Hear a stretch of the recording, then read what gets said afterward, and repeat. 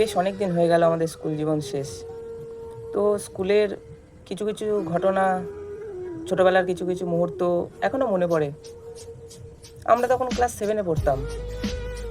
আমাদের এই গ্রামের একজন সম্মানীয় ইংলিশ টিচারের কাছে টিউশন পড়তাম। তো সেখানে প্রায় সবাই আমাদের আশপাশেই বাড়ি সব পড়তো, বন্ধুরা একসাথে পড়তাম। একজন ছিল যে কিছুটা দূর থেকে আসতো।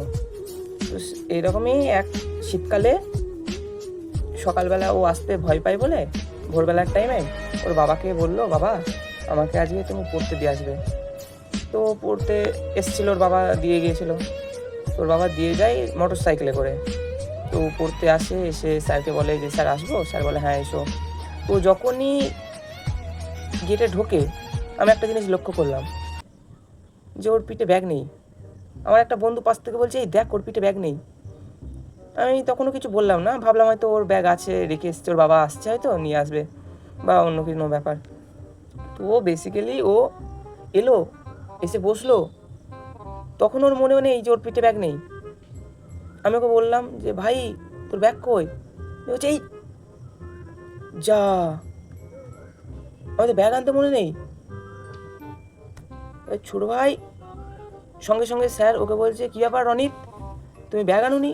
দিয়ে বলছে যে না স্যার, ভুল করে আজকে ব্যাগ আনতে ভুলে গেছি। তো মানুষ ভুলে যায় ব্যাগ আনতে। ওর বাবাকে ফোন করলো স্যার, করে বললো যে কি তুমি কোথায় আছো? তোর বাবা বললো প্রায় অর্ধেক রাস্তা চলে এসেছি।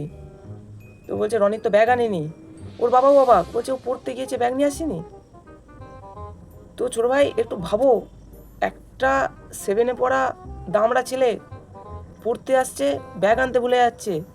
ও প্রায় 6 থেকে 7 কিলোমিটার রাস্তা এলো, সারা রাস্তায় ওর একবারও মনে পড়লো না যে ওর পিঠে ব্যাগ নেই।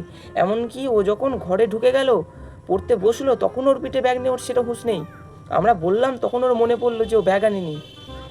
হ্যাঁ হতে পারে মানুষ ব্যাগের মধ্যে খাতা আনতে ভুলে যায়, কোনো দিন পেন আনতে ভুলে যায়, বই আনতে ভুলে যায়, তা বলে বই ব্যাগটা আনতে ভুলে যায়? কে ভাই কে?